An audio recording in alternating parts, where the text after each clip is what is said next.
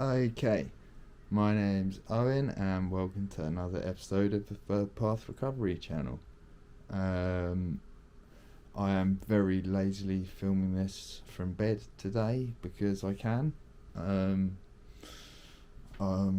still finishing the end of my detox, still feel ill. Do expect it to go on for at least a few more days, but it's not that bad. Like, I can take care of my basic needs, kind of, like food and drink at least. Anyway, today's episode is phoning the GP. So here's my phone call to.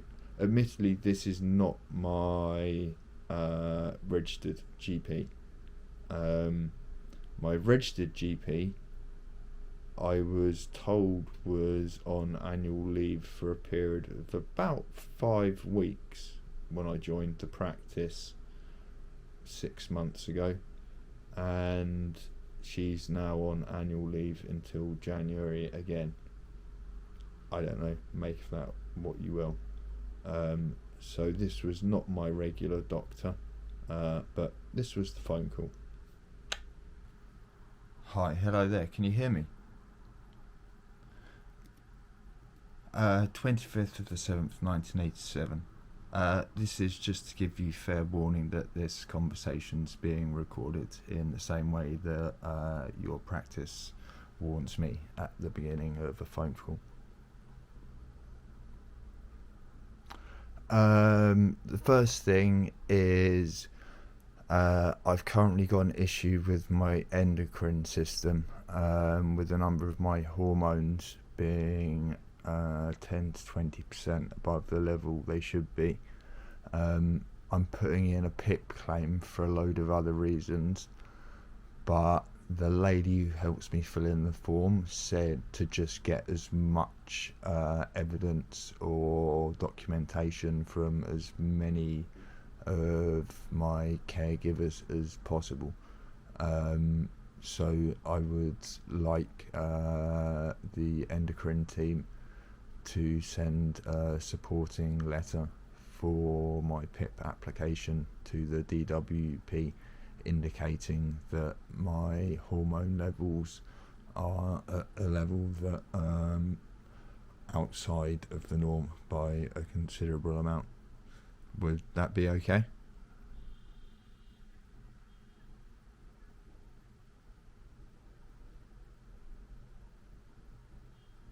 Okay, that's great news. If she's written to them already, that's excellent.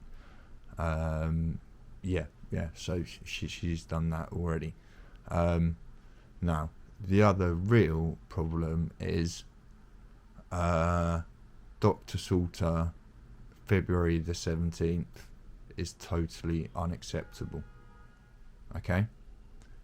Approximately 6 months ago, I had my medication removed without discussion and without warning, after being prescribed it by the NHS for about 6 months.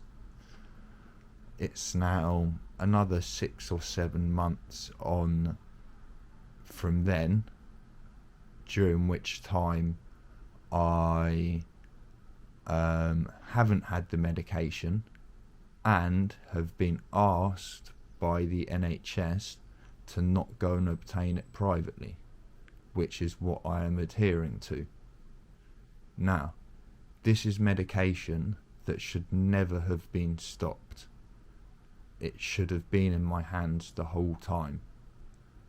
It should not have been taken away 6 months ago. So I'm suggesting that an appointment with Dr. Salter in February to give me back my medication that there was no reason to take away 6 months ago is highly inappropriate. I think that needs to happen a lot sooner.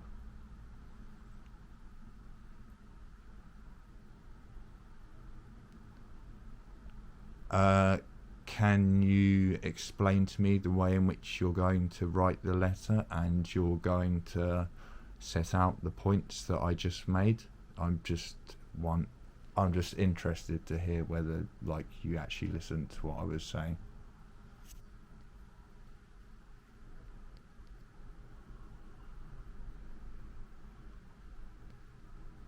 Stopped 6 months ago without warning or reasoning.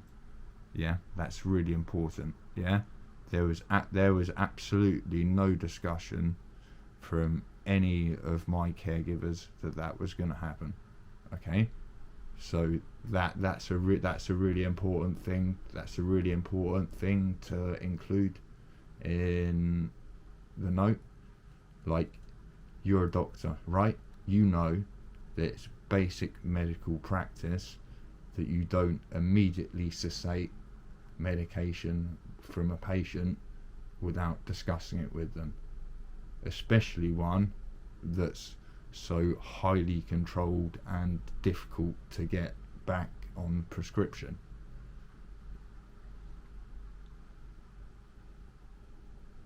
No. What happened was I moved GP surgery. And when I moved to Hackney, it just stopped being prescribed. There was nothing complicated. I just moved house, and the prescription stopped because I moved house.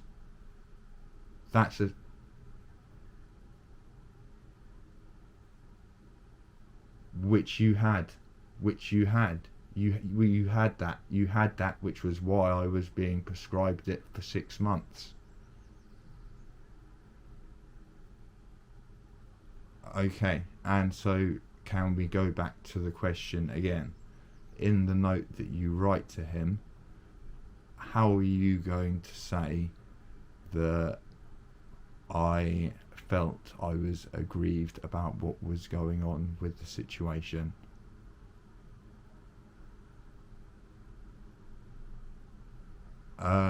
Before or after you send it? Well, it's totally irrelevant then, isn't it? If you're going to send me a copy of the letter after you send it, then of what value of that is it at all? Well, the point is we're having the discussion right now, and we're working out what's going to go in it now. Is that not what's going on?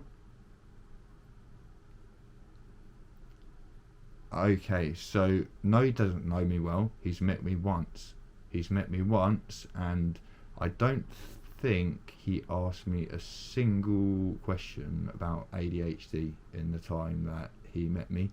He certainly didn't do the diagnostic process that my private doctor did, who was a director of the NHS for 7 years. So no, he doesn't know me well at all. So sorry, you speak.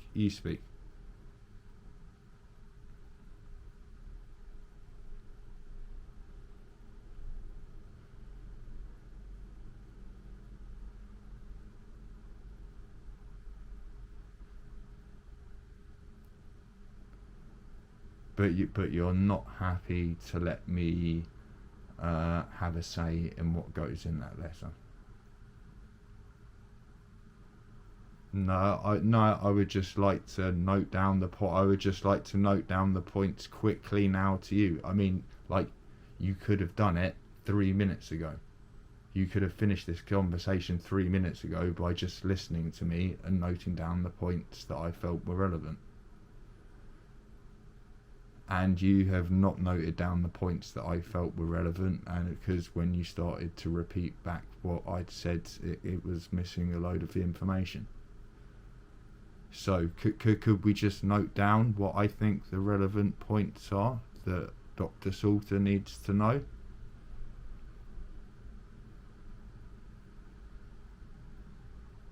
No. I'm well aware what happens to emails that goes to the practice address. If you would like to give me your email address, then I will email you.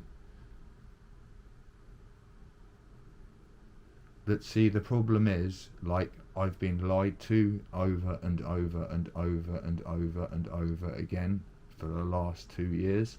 So when people say things like that to me, I just don't believe them.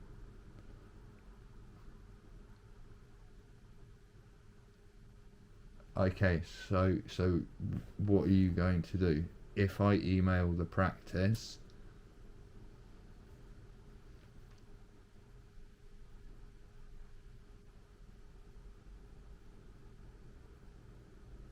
okay, how would you like the email titled? Who would you like it for the attention of?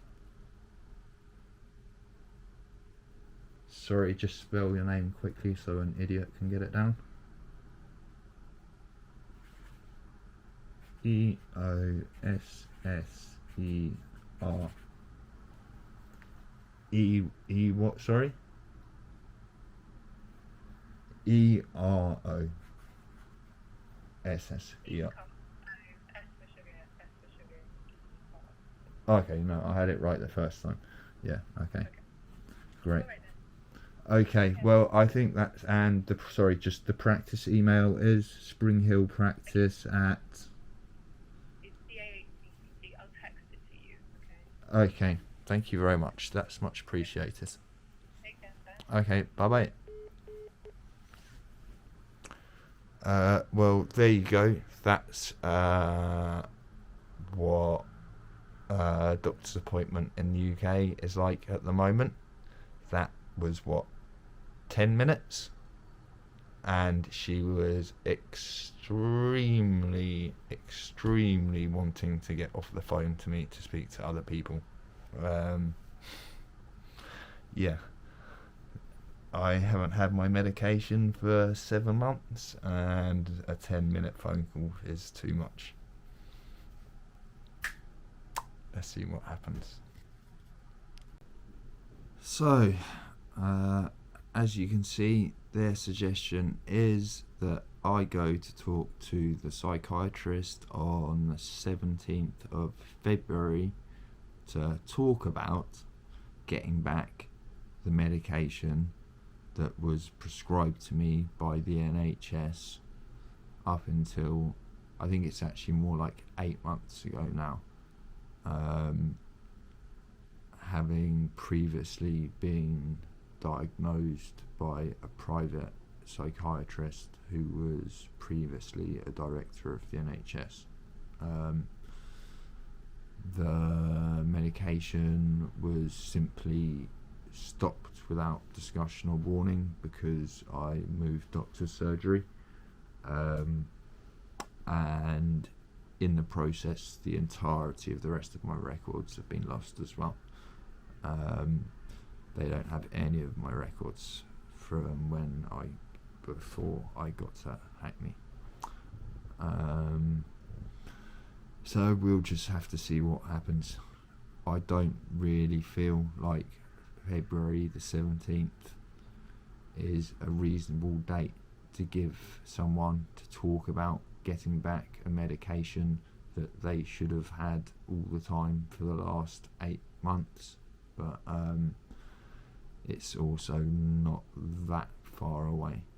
I will email the practice as the doctor suggested, and I don't know, let's see if we can get it brought forwards a bit. But if not, then I can wait until then for that medication. I don't think it would be if I was given the medication immediately on that date. I don't think it would be terrible for me to wait until February the 17th to start taking it. I think that would be a good amount of time to leave between finishing up this detox and restarting my ADHD medication. But that's just a meeting. There's no guarantees that I'm going to get anything out of it, so hopefully let's try and pull the meeting forwards a bit, and then the discussion can start, because in my experience these things tend to drag out and the actual result comes a long time after the initial meeting. But we'll see. Who knows? I've been putting quite a lot of pressure on these people, so hopefully they're gonna sit up and take notice and actually realise I need my medication and that it's good for me and helps me, and actually provide healthcare. But we'll see. This has been another episode of the Third Path Recovery channel. I love you all. Please do subscribe to the channel, share it. It helps get the message out to other people who are in a similar position, who are struggling.